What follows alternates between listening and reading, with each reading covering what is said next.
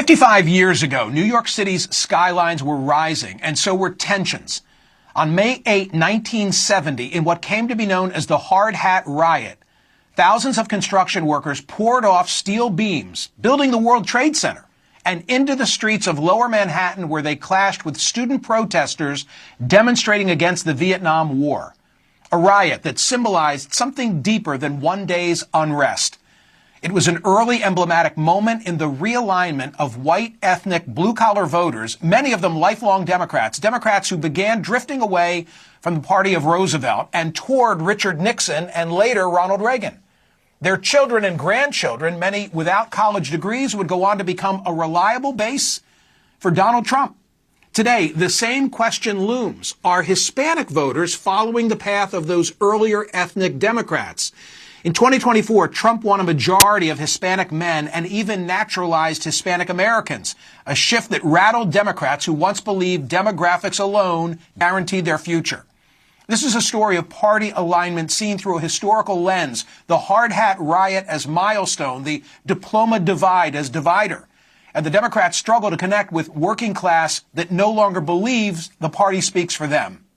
David Paul Kuhn joins me now. He literally wrote the book on it, The Hard Hat Riot Nixon, New York City and the Dawn of the White Working Class Revolution. He's also the producer of a terrific brand new PBS documentary of the same name. David, thanks for being here. Much of what today defines our politics began in this era. Explain. In 1964, Lyndon Johnson won roughly 6 in 10 working class Americans. By 1968, the FDR coalition that he had inherited and cemented was fracturing tremendously. By 72, it's entirely fractured.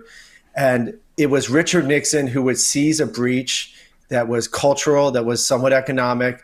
And that breach that Richard Nixon would seize, moving the Republican Party towards a working class that had once defined the Democratic Party. And shockingly for the time, what Nixon called the party of big business would suddenly start to win over blue-collar Americans, the very icons of what was the FDR coalition, and beginning the politics and the polarization that defines our day. Right. So now walk me to the present. What does this chapter, as interesting as it might be, and the film footage is amazing, what's it got to do with where we are in 2025? Well, first it should be said that sometimes with the distance of history, it's easier for us to consider what polarizes us. In other words, Richard Nixon was every bit as polarizing as Donald Trump is today. But with now, many decades later, just like we can look at him in many new ways, we can also deal with the polarization that divided America to a greater extent by the late 60s and early 70s, and perhaps by considering the polarization that began in that era and again would come to define our own time. It allows perhaps the beginning of empathy, the beginning of understanding that both sides came to certain issues with causes and a valid outlook that was true in terms of their own life experience. And in terms of today, as you began this segment, what is happening with Hispanics, which is truly not only Hispanics, it's happening with other minority groups, but especially with Hispanics, that has tremendous echoes with what happened in this era to the white ethnics, what were called white ethnics, really Irish, Italian, Eastern Europeans, who had a very similar immigrant trajectory as Hispanics, large role of Catholicism, similar strong family units. In other words, Democrats should be shaking. This is an existential crisis for the party, and it's helpful to understand where we are now by, to look back and to see how we got there. Well, I'm reminded in reading your book, I'm reminding that there was a culture war at stake beneath the Vietnam War, right? And that led to these white ethnics literally climbing off steel I-beams on that day in 1970 to go fight the college protesters because their kids were the ones that were serving in the war. But wherein lies the similarity with Hispanics of the modern era? Make that case, but do it quickly.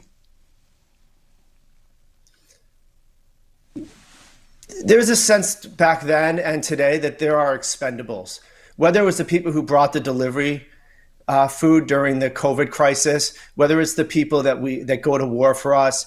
We have a quote unquote expendable class, whether we like to realize it or not, and that is our working class. They are treated in a way that alienates them both socially and economically. It was true then, it is true now. And until we fully understand and digest and face the hard lessons of history and some of the mistakes made along the way towards great victories or great social improvements, until those hard lessons of history are understood and cease to be repeated, Democrats will find themselves continuously reliving a troubled present.